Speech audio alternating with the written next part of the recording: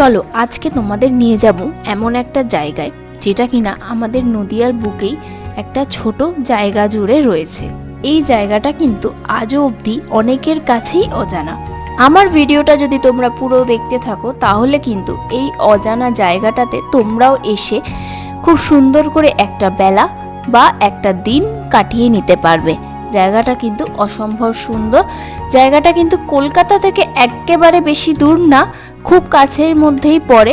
তো এই জায়গাটা কোথায় কিভাবে আসবে এই সম্পূর্ণ ডিটেলস কিন্তু রয়েছে আমার এই ভিডিওতে। আজ আমরা চলে গিয়েছিলাম এই জায়গাটিতে। তো এই জায়গাটির কিন্তু পুরো ভিডিওটা তোমরা কন্টিনিউ দেখতে থাকো। তোমরা যদি শিয়ালদা থেকে আসতে চাও তাহলে কিন্তু তোমরা নেমে পড়বে পায়রাডাঙ্গা স্টেশনে। এছাড়া রানাঘাট থেকে আসলেও পায়রাডাঙ্গা স্টেশনে নেমে পড়তে পারো।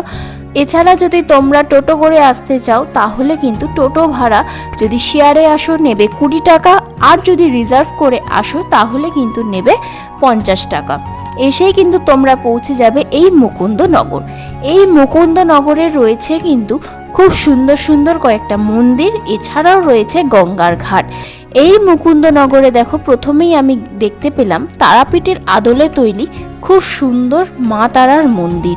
এই মা তারার মন্দিরটা দেখে তো প্রথমেই মনটা ভরে গেল। এই মন্দিরটা দেখে কিন্তু একদম হুবহু তোমাদের তারাপীঠের মন্দিরের মতনই লাগবে, আর মা তারাও কিন্তু পুরো তারাপীঠের তারা মায়ের মতনই লাগবে। পুরো সেম ওই আদলেই কিন্তু এই মন্দিরটা সুন্দর করে করা হয়েছে। এই মন্দির থেকে বেরিয়ে কিন্তু তোমাদের চোখে পড়বে আরও একটা সাদা ধবধবে মন্দির, যেটার ভেতরেও রয়েছে কিন্তু একজন। তো তাকে দেখার জন্যই আমি উঠে গেলাম। তো এখান দিয়ে উঠে গিয়ে কিন্তু দেখতে পারবে এখানে রয়েছে বাবা লোকনাথের সুন্দর মন্দির। এই বাবা লোকনাথের মন্দির কিন্তু দেখতে খুব ভালো লাগে, আর এই মন্দিরের মধ্যে দাঁড়িয়ে কিন্তু তুমি সম্পূর্ণ গঙ্গার ঘাটের ভিউটা পাবে, যেই ভিউটা কিন্তু দেখতে জাস্ট অসাধারণ লাগছিল। এরপর পুরো মন্দিরটাকে খুব সুন্দর করে ঘুরে নিলাম। তারপরেই বাবা লোকনাথকে খুব ভক্তি ভরে প্রণাম করে নিলাম। দেখো এখানে বাবা লোকনাথকে কতটা সুন্দর লাগছে, খুব ভালো লাগছে এই মন্দিরটাতে এসে। আর এরপর কিন্তু বাইরেটা আমি আর আমার মেয়ে মিলে সুন্দর করে প্রদক্ষিণ করে নিলাম। পুরোটা প্রদক্ষিণ করার পর তোমাদের চারপাশের প্রকৃতিটাকেও দেখাই। এই জায়গাটাতে কিন্তু একটি রিসর্ট হওয়ার কথা হচ্ছে, যদি হয়ে যায় আমরা কিন্তু তার ভিডিও তোমাদের কাছে তুলে ধরবো। তোমরা কিন্তু অনায়াসেই চলে আসতে পারবে। তো এইখানে সুন্দর করে মন্দিরটা ঘুরে নেওয়ার পর আমার মেয়ে কিন্তু খুব ভালো করে ভক্তি ভরে প্রণাম করে নিল বাবা লোকনাথকে, আর আমিও তার সাথে কিন্তু খুব সুন্দর করে প্রণাম করলাম।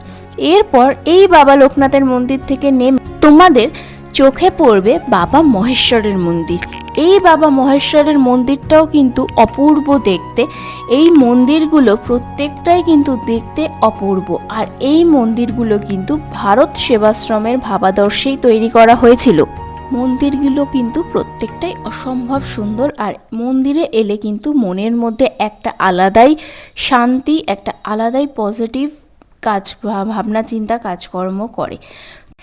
এই মন্দির খোলে কিন্তু ভোর 6টায়, আর এই মন্দিরের পুজো হয় কিন্তু 10টা থেকে 10:30টার মধ্যে। প্রত্যেকটা মন্দিরের নিয়মই তাই।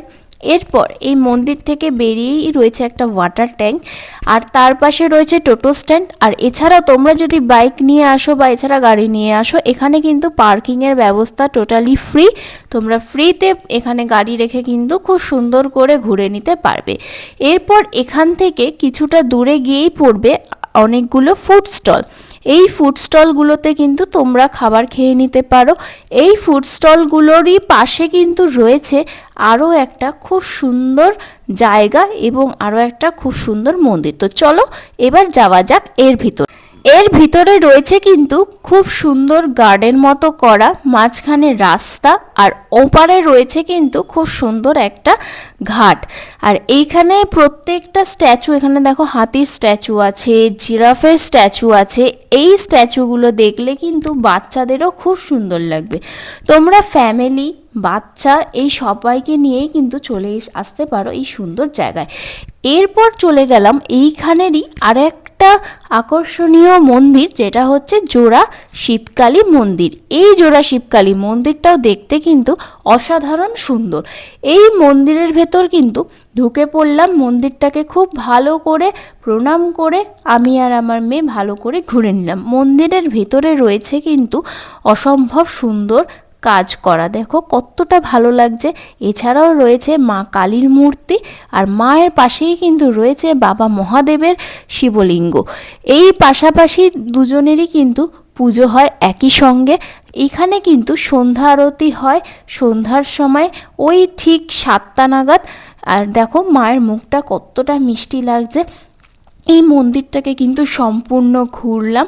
ঘোরার পর বাইরেটার মধ্যে দেখো প্রত্যেকটা ভগবানের মূর্তিগুলোর ওপর কি সুন্দর লাইট দিয়ে সাজানো, মানে তারপরে রয়েছে মা শারদার আর রামকৃষ্ণের স্ট্যাচু, যেটাও কিনা খুব সুন্দর করেই কিন্তু লাইট দিয়ে সাজানো। আমার এই ভিডিওটা যদি পুরো দেখো তাহলে কিন্তু তোমরা অনায়াসেই এই মন্দিরে চলে এসো, আর এত এত ভালো লাগবে তোমাদের এই একটা অজানা জায়গায় এসে।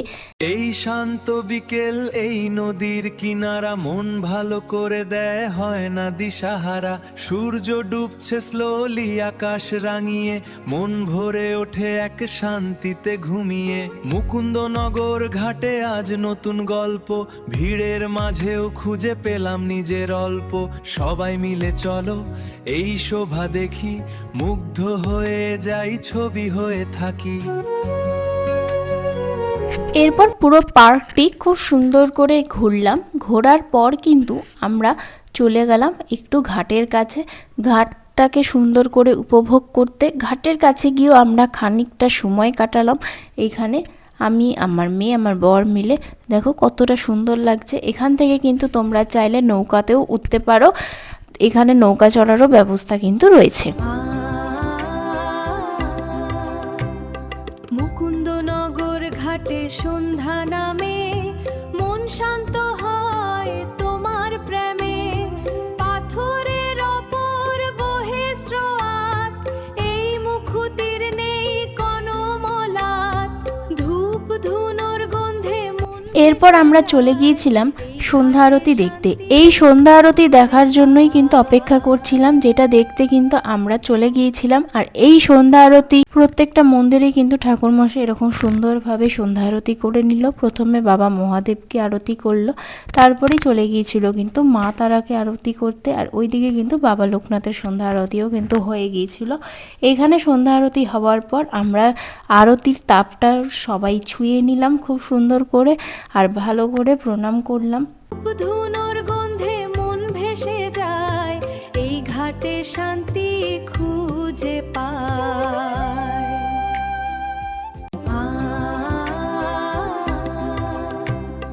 মুকুন্দনগর ঘাটে সন্ধ্যা নামে, মন শান্ত হয় তোমার প্রেমে। পাথরের ওপর বহে স্রোত, এই মুখুতির নেই কোনো মলাট। তো আমার ভিডিওটা আজ আমি এখানেই শেষ করলাম।